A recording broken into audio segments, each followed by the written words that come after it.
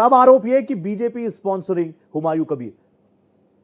देखिए, इस पे बार बार हम ये चर्चा कर रहे हैं, लेकिन अगर ये बात बोलते हैं कि भाई हुमायूं कबीर जो है वो बीजेपी की तरफ से प्लांट किया हुआ है, हाँ। तो मैं आपको कुछ दिन पहले की बात है, कुछ महीने पहले की बात है, जब वक्फ बोर्ड के मामले में यहाँ पे बंगाल में चारों तरफ आगजनी और एकदम विरोध प्रदर्शन हो रहा था। शायद आप सभी लोगों ने इस पर चर्चा भी की थी और डिस्कशन भी हो रहा था। साथ ही साथ कैमरे पर भी बात आई थी। इन्हीं के मंत्री हैं, कैबिनेट मंत्री सिद्दीकुल्ला चौधरी, जिन्होंने क्या कहा था, ये ऑन कैमरा आपको मिल जाएगा, बहुत सारी जगह पे इन्होंने ये वीडियो फुटेज चली थी कि उन्होंने कहा था कि 50 जगहों पर 2-2 हजार लोगों को बैठा कर कोलकाता को पूरी तरीके से जाम कर सकते हैं, लेकिन हम पहले जिलों को टाइट करेंगे और फिर कोलकाता को हम पूरी तरीके से रोक देंगे और हम भविष्य अभी नहीं कर पाए तो भविष्य में करेंगे। और हमें तो ममता बनर्जी के कार्यालय से फोन आया, ममता बनर्जी हमारे प्रदर्शन को देख के बहुत खुश है। ये ऑन कैमरा इन्होंने बोला था। तो ये क्या चल रहा था पश्चिम बंगाल के अंदर में, बताइए। मैं ये पूछना चाहती हूँ कि पश्चिम बंगाल में बार बार जो जिस तरीके से अराजकता फैलाते हैं, जिस तरीके से ये लोग अपीजमेंट की राजनीति कर रहे हैं, ये तो सामने प्रत्यक्ष रूप से दिख रहा है। ममता बनर्जी खुद इसमें संलग्न रहती है, तो फिर दूसरे पे क्या आरोप लगाना? अरे भाई, कोई सेंस नहीं लगा रहा। अगर आपको फिर आप एसआईआर पर भी पैनिक हो जाते हैं। आप ये भी कह रहे हैं कि 3 बार से ममता बनर्जी को बीजेपी के बंगाल के लोग जो है वो जिता कर लेकर आ रहे हैं, और तीसरी तरफ ये कहते हैं कि यहाँ पर जो है ईवीएम हैकिंग होती है।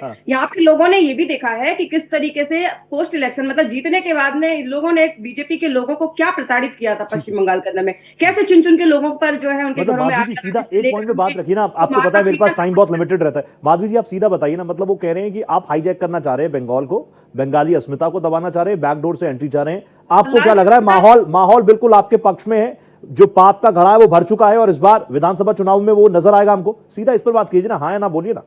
जी, मैं बिल्कुल बता रही हूँ। बंगाल में तो बंगाल की अस्मिता को तो सेंध लगाने का काम ममता बनर्जी ने तब भी किया जब यहाँ पे महिलाओं की जो अस्मिता लूटी जाती है, बलात्कार होता है, तो वो बोलते हैं कि ये तो बीजेपी की द्वारा षड्यंत्र किया हुआ है। तो उनके मुंह में तो कुछ भी बोल सकती है। बंगाल की जनता त्रस्त हो चुकी है। बंगाल में किसी तरीके का विकास नहीं है, और मैं कह रही हूँ कि इनको खुद बंगाल की जनता बाहर का रास्ता दिखाने वाली, जिसका डर इनको बार बार लगा रहता है, इसीलिए हर बार ये आकर बीजेपी पे ब्लेम करते हैं। रही बात, अगर उनको लगता है कि ममता बनर्जी के कार्य से बहुत पूरा बंगाल खुश है, तो बंगाल की स्थिति और जो विकास है वो आके यहाँ पे लोग देख ले, और फिर इनको डरना नहीं चाहिए। तो फिर आने वाले समय में चुनाव का परिणाम सामने बता देगा। डन हक साहब, माहौल बिल्कुल